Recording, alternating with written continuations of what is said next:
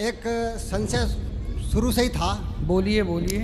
कि हम लोग ऋषि मुनियों की संतान है, आप बताते हैं, हाँ और बंदरों की नहीं है। ये विज्ञान ने ऐसा बताया, ठीक है, लेकिन मुझे लगता है विज्ञान ने भी कुछ ऐसा कुछ गलत नहीं बताया। ठीक है। क्योंकि बंदर और इंसान सभी तो भगवान की ही संतान है, तो नहीं, हम एक तरीके से हम भाई भाई तो हुए कम से कम। देखिए, हम प्रकृति को अपना मानते, हमने पराया कब माना? दुनिया हमें थोड़ी सिखाएगी कि तुम सबको अपना मानो। अरे हमने दुनिया को सिखाया, वसुधैव कुटुंबकम की बात हमने की है, भारत ने की है। दुनिया थोड़ी हमें बताएगी कि आप किसकी संतान हैं। भाई बंदर, गाय, कुत्ता, बिल्ली, ये सब मनुष्यों के पास रहने वाले जीव जंतु हैं। चींटी है, मछली है। ये इंसानों का संबंध तो मछली से रहा है, बंदरों से रहा है। हम तो हनुमान जी की पूजा करते हैं, हनुमान जी बंदर रूप में है। बिल्कुल संबंध रहा हमारा बंदरों से। बंदरों से संबंध है।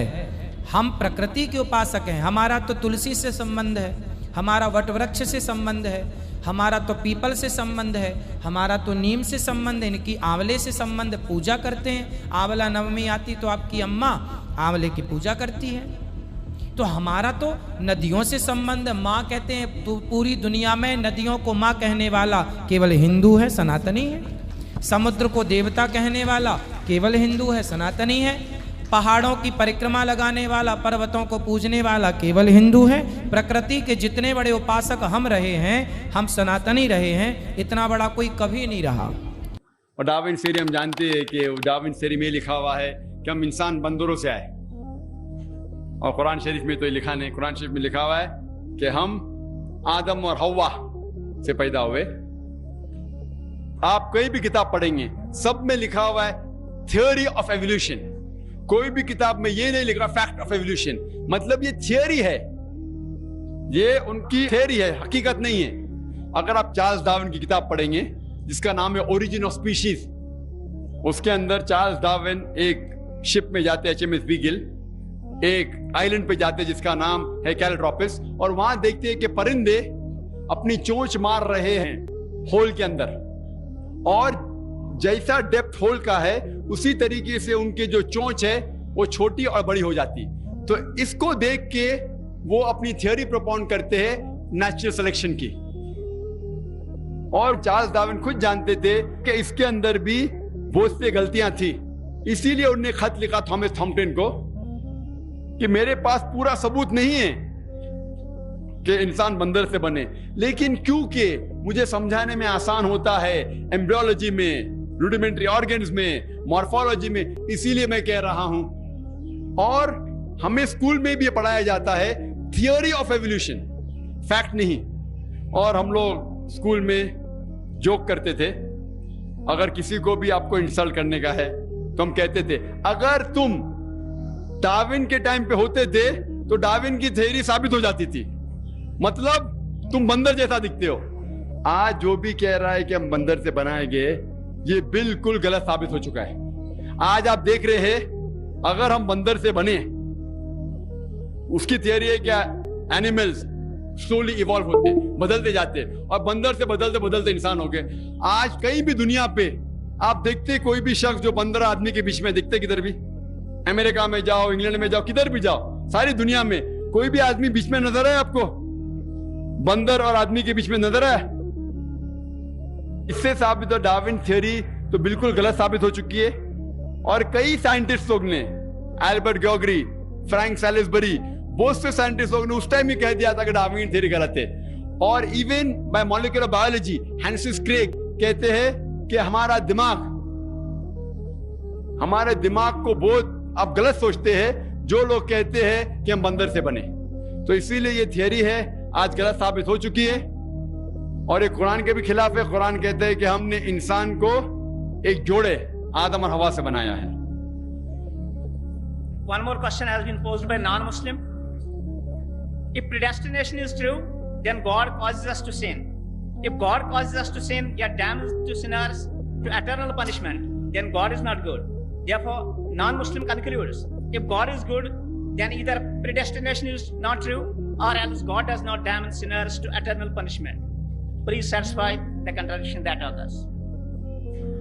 ایک غیر مسلمان سوال کر رہا ہے تقدیر کے اوپر کہ اللہ سبحانہ و تعالیٰ اپنی تقدیر لکھتا ہے تو ہم اگر غلطی کرتے ہیں تو دوشی کون؟ اللہ سبحانہ و تعالیٰ. اگر ہماری تقدیر میں لکھا ہے کہ ہم خون کریں گے اور ہم آدمی کا خون کر لیتے تو کون ذمہ دار؟ اللہ تعالیٰ. آدمی کو کیوں ذمہ دار کرنے کا؟ اگر تقدیر میں لکھا ہے میں چوری کروں گا، میں غلط کام کروں گا، تقدیر میں لکھا ہے کہ میں جہنم میں جاؤں گا تو جاؤں گا، تو کس کی غلطی؟ میری کیا غلطی؟ اللہ کی غلطی. اور یہ سوال مسلمان لوگ بھی سوچتے ہیں، اور تقدیر پہ ایمان رکھنا ہر مسلمان کا فرض ہے. لیکن ہم پہلے یہ جان لے تقدیر کسے کہتے ہیں. اور اکثر ہم مسلمان بھی نہیں سمجھ پاتے تقدیر کا کیا مطلب ہے، اور ایسا کہتے ہیں وہ تقدیر میں لکھا ہے تو میں کر دیا، کچھ بھی ہوا تو تقدیر میں لکھا ہوا ہے. محنت نہیں کرتا ہوں میں، وہ تقدیر میں لکھا ہے کہ میں غریب رہوں گا. یہ تقدیر کی کیا معنی ہوتی ہے؟ اللہ تعالیٰ فرماتے ہیں سورہ اسراء میں کہ جب بھی ایک انسان پیدا ہوتا ہے تو اس کے گردن کے گول میں اس کے پوری آتما کتھا، اس کا فیوچر، اس کا بھوشیہ لکھ لیتا ہوں. میں آپ کو سمجھانے کے لیے ایک مثال پیش کرتا ہوں. مثال کے طور پہ اگر ایک کلاس کے اندر ایک ٹیچر کلاس میں پڑھاتا ہے اور ایگزامینیشن کے پہلے کہتا ہے کہ یہ اسٹوڈنٹ پورے کلاس میں نمبر 1 آئیں گا، اول آئیں گا، یہ اسٹوڈنٹ سیکنڈ کلاس سے پاس ہوئیں گا، وہ اسٹوڈنٹ فیل ہو جائیں گا. مثال دے رہا ہوں، برا مت لگنا پیسہ. اور ایگزامینیشن ہوتا ہے اور یہ اسٹوڈنٹ فرسٹ آتا ہے، یہ اسٹوڈنٹ سیکنڈ کلاس سے پاس ہوتا ہے اور یہ اسٹوڈنٹ فیل ہو جاتا ہے.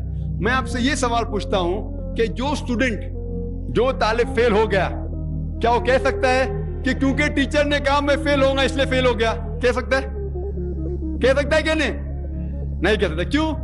ٹیچر اپنے تجربے سے کہہ رہا ہے یہ اسٹوڈنٹ بہت اچھا ہے، بہت پڑھائی کرتا ہے اس لیے فرسٹ آئے گا، یہ اسٹوڈنٹ ٹھیک ہے سیکنڈ کلاس، یہ اسٹوڈنٹ پکچر دیکھتا ہے کلاس ہی نہیں اٹینڈ کرتا ہے اس لیے فیل ہوئے گا. تو اپنے تجربے سے وہ بھوشیہ کے بارے میں کہتا ہے. لیکن وہ اسٹوڈنٹ نہیں کہہ سکے گا کیونکہ ٹیچر نے مجھے کہا میں فیل ہوں گا اس لیے فیل ہو گیا. دوشی کون؟ وہ خود اسٹوڈنٹ کہ اس نے پڑھائی نہیں کیا. اسی طریقے سے اگر آپ کمپیئر کریں گے، اللہ سبحانہ و تعالیٰ ٹیچر سے تو بہت اونچے. ٹیچر تو کبھی کبھی غلطی کر سکتا ہے. اللہ سبحانہ و تعالیٰ کے پاس علم غیب ہے، وہ بھوشیہ کے بارے میں جانتے ہیں. جب بھی کوئی کام ہوتا ہے کچھ چیز فکسڈ ہے، آپ کہاں پیدا ہوں گے، آپ کب مرے، کچھ چیز مکمل ہے. اس کے علاوہ اللہ سبحانہ و تعالیٰ نے آپ کو فری ول دیا ہے. فری ول مطلب آپ جو بھی چاہے چن سکتے ہیں. اللہ تعالیٰ کو ہدایت دی قرآن اور حدیث میں، لیکن آپ کے اوپر ہے آپ اس کے اوپر عمل کریں نہیں کریں. لیکن اللہ تعالیٰ جانتا ہے آپ کیا کریں گے. مثال کے طور پر آپ ایک رستے پہ چل رہے ہیں اور ایک چوراہے پہ آتے ہیں، 4 رستے ہیں، نمبر 1، نمبر 2، نمبر 3، نمبر 4. آپ کوئی بھی رستہ چن سکتے ہیں. آپ چنتے ہیں رستہ نمبر 3. اللہ سبحانہ تعالیٰ کو پہلے سے علم غیب ہے، پہلے سے پتا تھا کہ آپ جب چوراہے پہ آئیں گے آپ رستہ نمبر 3 لیں گے. تو اللہ تعالیٰ پہلے سے لکھ لیتا ہے کہ آپ رستہ نمبر 3 چنیں گے. کیونکہ اللہ تعالیٰ نے لکھا اس لیے آپ نہیں چن رہے، کیونکہ آپ چننے والے تھے، اللہ تعالیٰ نے لکھا. اسے کہتے علم غیب. اللہ سبحانہ تعالیٰ کا علم غیب ہے. اللہ تعالیٰ کو پہلے سے پتا تھا کہ آپ نمبر 3 چنیں گے، اور اللہ تعالیٰ تقدیر میں لکھ دیا کہ آپ نمبر 3 رستہ چنیں گے. کیونکہ اللہ تعالیٰ نے لکھا اس لیے آپ 3 نہیں چن رہے، کیونکہ آپ چننے والے تھے، اللہ نے لکھا. اور ایک مثال پیش کرتا ہوں. آپ نے 10ویں پاس کی، 12ویں پاس کی، آپ ڈاکٹر بھی بن سکتے، آپ انجینئر بھی بن سکتے، آپ لائر بھی بن سکتے. آپ چنیں گے ڈاکٹر بننے کے لیے. اللہ تعالیٰ کو پتا ہے کہ آپ جب 12ویں پاس کریں گے تینوں چیز آپ بن سکتے ہیں. آپ ڈاکٹر بھی بن سکتے، انجینئر بھی بن سکتے، لائر بھی بن سکتے. آپ چنیں گے ڈاکٹر بننے کے لیے. تو تقدیر میں لکھ دیا اللہ تعالیٰ آپ 12ویں پاس کریں گے اور ڈاکٹر بنیں گے. کیونکہ اللہ تعالیٰ نے لکھا اس لیے آپ ڈاکٹر نہیں بنے، کیونکہ آپ نے چنا اسی لیے اللہ تعالیٰ نے پہلے سے لکھ دیا. آپ سمجھے؟ کچھ لوگ کل ایگزام ہے، اچھا ہے، طالب اچھا ہے، ابھی کل ایگزام ہے، کیا پڑھنے کا؟ تقدیر میں لکھا ہے کہ پاس تو پاس، فیل تو فیل، اور وہ نہیں پڑھتا ہے اور وہ فیل ہو جاتا ہے. تقدیر میں لکھا ہوتا ہے یہ آدمی پڑھتا تھا تو پاس ہوتا تھا، لیکن اس کی سوچ بھی ٹیڑھی تھی. اللہ تعالیٰ نے لکھا ہے تقدیر میں یہ شخص اگر پڑھتا تھا پاس ہوتا تھا، لیکن اس نے سوچا کیا پڑھوں میں, تقدیر میں لکھا نہیں پڑھتا فیل ہو جاتا ہے. تو دوشی کون, اللہ یا وہ خود؟ تقدیر میں بھی لکھا ہے وہ پاس ہو سکتا تھا لیکن وہ نہیں پڑھتا اس لیے فیل ہو گیا. پھر بولے گا دیکھو تقدیر کو تو میں ٹال نہیں سکتا ہوں. اسی لیے وہ کہاوت ہے, علامہ اقبال نے کہا ہے, خود ہی کو غیر اتنا بلند غیر تقدیر کے پہلے خدا اپنے بندے سے خود پوچھے بتا دے رضا کیا ہے. اور حدیث میں آتا ہے کہ دعا تقدیر کو بدل سکتی ہے. مثال کے طور پہ اگر آپ جاتے ایگزامینیشن میں اور آپ کا پیپر اچھا نہیں جاتا اور آپ جانتے کہ آپ فیل ہوئیں گے, آپ گھر پہ آتے اور دعا کرتے اللہ تعالیٰ سے, یا اللہ سبحانہ و تعالیٰ میں نے پیپر میں اچھا نہیں کیا, مجھے پاس کر لے. اللہ تعالیٰ آپ کی دعا کو قبول کر لیتا اور پاس کر لیتا. تقدیر میں یہ لکھا ہے کہ آپ نے پیپر اچھا نہیں کیے, آپ فیل ہونے والے رہتے, لیکن آپ نے دعا کی. اللہ تعالیٰ کو یہ بھی پتا ہے کہ آپ دعا کرنے والے کہ نہیں کرنے والے, اور تقدیر میں یہ بھی لکھا ہے کہ اللہ تعالیٰ آپ کی دعا کو قبول کریں گے. اللہ تعالیٰ بھی جانتا ہے اگر آپ 100 سال بعد کوئی شخص دعا کرے گا, وہ بھی جانتا ہے اللہ تعالیٰ وہ دعا قبول کریں گا کہ نہیں, وہ بھی تقدیر میں لکھا ہوا ہے. تو اسی لیے ہمیں ہر روز دعا کرنا چاہیے, ہر وقت دعا کرنا چاہیے. دعا تقدیر کو بدل سکتی, مطلب جو آپ کی پہلی ہونے والا تھا اس کو بدل سکتی, لیکن وہ بھی تقدیر میں لکھا ہے کہ آپ دعا کرنے والے, اور وہ بھی لکھا ہے کہ اللہ تعالیٰ دعا کو قبول کریں گے کہ نہیں. تو تقدیر میں لکھا ہے کہ آپ فیل ہونے والے تھے, آپ گھر پہ آتے ہیں, دعا کریں گے, اللہ نے دعا کو قبول کیا اور آپ پاس ہو جائیں گے.